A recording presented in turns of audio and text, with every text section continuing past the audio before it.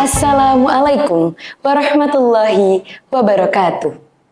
Bismillah, alhamdulillah, wassalatu wassalamu ala rasulillah, Sayyidina Muhammad ibn Abdillah, wa ala alihi wa sahbihi wa mawalah, amma ba'du. Sahabat Sisma yang dirahmati oleh Allah Subhanahu wa Ta'ala, selamat datang di acara Sebab, sharing bersama sebelum berbuka puasa. Alhamdulillahirrabbilalamin, di episode kali ini bintang tamu yang akan kita hadirkan tidak kalah menarik nih dari episode-episode sebelumnya. Kira-kira sahabat Sisma udah ada yang bisa tebak gak siapa bintang tamunya? Oke, tanpa berlama-lama langsung saja kita sambut Kak Dina Roisa. Assalamualaikum Kak. Waalaikumsalam. Silahkan duduk Kak. Terima kasih. Nah, alhamdulillah ya Kak. Kira-kira gimana nih kabar Kakak? Alhamdulillah baik. Kalau Hanum sendiri gimana kabarnya? Alhamdulillah saya juga baik Kak. Alhamdulillah. Nah, alhamdulillahirrabbilalamin, di sebelah saya udah ada nih Kak Dinanya. Kakak Dina ini merupakan siswa kebanggaan dari Sekolah Islam Sabillah Malang yang duduk di bangku kelas 12 saat ini ya. Nah, Kak Dina ini juga sebagai motivator serta inspirator untuk teman-teman semua nih Kak. Oke, pastinya Kak Dina yang udah kita undang sebagai bintang tamu di acara Sebab kali ini, tema yang akan kita bahas nih Kak seputar bulan Ramadan. Pasti menarik sih Kak, soalnya kan pasti banyak teman-teman tuh yang kepo dan penasaran, mungkin ada hukum atau dalil-dalil yang teman-teman itu belum ngerti. Jadi nanti bisa lah Kak kita sharing-sharing bareng. Bisa banget. Dan juga nanti Kakak kasih sedikit pengalaman ataupun ilmu yang Kakak punya gitu. Oke teman-teman, langsung saja nih ya kita menuju ke pertanyaan yang pertama nih Kak. Kira-kira Kakak udah siap belum? Insya Allah sudah siap. Oke, langsung saja ya Kak pertanyaan pertama. Kan kita selama melakukan ibadah puasa Kak, kita itu kayak sering merasa lapar, haus gitu kan Kak. Itu godaan yang paling umum gitu. Benar. Dirasakan kan ya sama semuanya. Jadi mungkin ada tips dong dari Kakak gimana untuk menghadapi godaan dan cobaan tersebut. Jadi ada 3 tips ya dari saya untuk kita itu biar pas puasa itu nggak mudah lapar, nggak mudah haus gitu. Yang pertama, kita itu harus menjaga niat ikhlas dalam menjalani ibadah puasa dan ibadah lainnya semata-mata hanya untuk mengharap ridha Allah Subhanahu wa Ta'ala. Yang kedua, mengatur jadwal ibadah dan meningkatkan kualitas ibadah. Karena dengan menyusun rencana ibadah yang teratur dapat membantu kita dalam menghadapi tantangan di bulan puasa ini ketika kita menjalani rutinitas yang intens. Dan yang ketiga, kita bisa dengan mengendalikan hawa nafsu, meningkatkan kesabaran, dan menghilangkan perilaku yang tidak sesuai dengan nilai-nilai Islam. Nah, dengan memfokuskan diri dengan ibadah-ibadah tadi, kita itu jadi lupa gitu kan, lupa waktu, akhirnya rasa haus, lapar itu nggak kerasa gitu. Gitu. Berarti poin pentingnya itu harus dimulai dari kesadaran diri ya Kak ya. Terus buat teman-teman nih yang mungkin pernah mokel ataupun membatalkan puasanya, jangan ya, jadi bisa diterapin tips-tips dari Kak Dina tadi. Karena pahala di bulan puasa ini sama Allah itu dilipat gandakan gitu kan ya Kak. Benar banget. Oke, lanjut di pertanyaan yang kedua nih Kak. Ada nggak sih Kak dalil ataupun firman dari Allah yang relevan dengan menghadapi godaan dan cobaan selama berpuasa tadi? Jadi ada di Al-Quran surat Al-Baqarah ayat 155 yang bunyinya A'udzu billahi minasyaitonir rajim. Bismillahirrahmanirrahim. وَلَنَبْلُوَنَّكُمْ بِشَيْءٍ مِّنَ الْخَوْفِ وَالْجُوعِ وَنَقْصٍ مِّنَ الْأَمْوَالِ وَالْأَنفُسِ وَالثَّمَرَاتِ وَبَشِّرِ الصَّابِرِينَ. Artinya, kami pasti akan mengujimu dengan sedikit ketakutan dan kelaparan, kekurangan harta, jiwa, dan buah-buahan. Sampaikan wahai Nabi Muhammad kepada kabar gembira kepada orang-orang yang sabar. Nah, di ayat itu tadi disebutkan bahwa kita pasti itu akan diuji atau diberi cobaan oleh Allah. Nah, salah satunya itu tadi kelaparan yang tadi kita bahas. Oh, berarti udah pasti ya Kak, di bulan puasa ini Allah itu menguji kita dengan rasa lapar, rasa dahaga gitu kan. Iya, benar. Nah, itu tinggal kita bagaimana nih untuk menghadapi permasalahan tersebut. tersebut. Oke, di pertanyaan selanjutnya nih Kak, pertanyaan yang ketiga. Kan tadi kakak udah sebutkan godaan saat berpuasa itu seperti rasa lapar, rasa haus.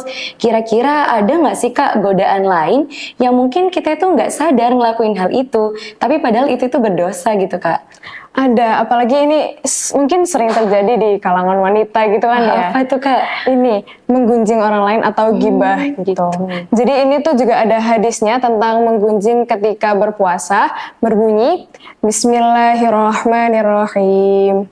Malam yada' qawla zur wal amala bih falaysa lillahi hajatun fi ayyada'a ta'amahu wa syarabah. Artinya, barang siapa tidak meninggalkan ucapan dan perilaku kotor, maka tidak ada urusan bagi Allah atas amalnya meninggalkan makanan dan minuman. Hadis riwayat Bukhari.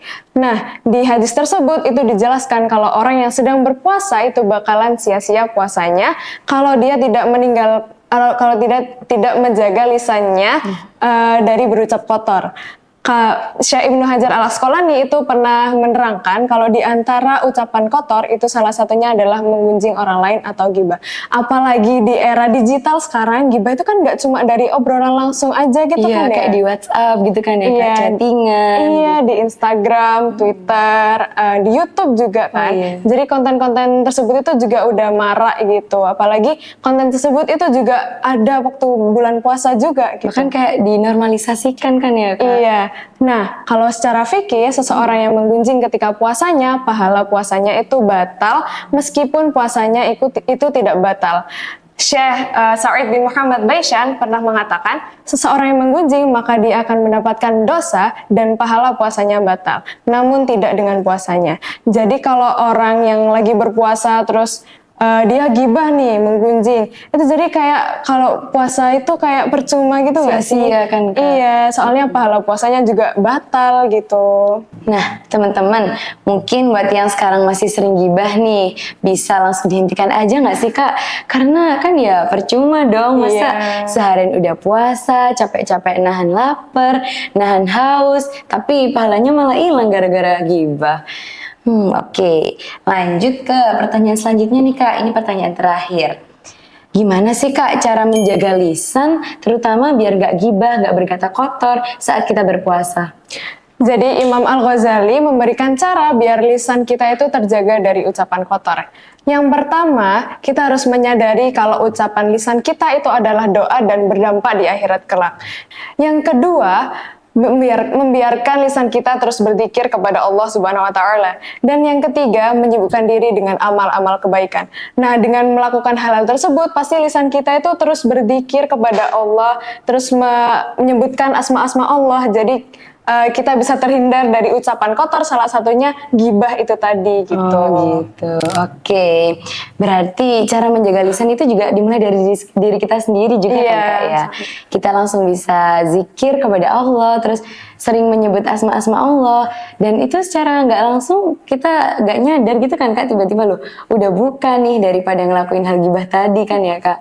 Mungkin kalau teman-teman daripada bosen ataupun nggak ada aktivitas, kadang itu di sela-sela menunggu kegiatan berbuka itu bisa berbagi takjil ataupun membuat konten-konten yang relevan dengan kegiatan Ramadan gitu kan kak, daripada bergibah kan ya. Iya. Oke, nah mungkin karena waktunya udah mepet maghrib juga kak, kita akhiri aja gimana kak? Boleh. Buat teman-teman yang masih penasaran ataupun butuh pertanyaan lagi seputar bulan Ramadan ataupun pertanyaan lain, bisa ditaruh di kolom komentar atau menghubungi Kak Dinanya secara langsung gitu.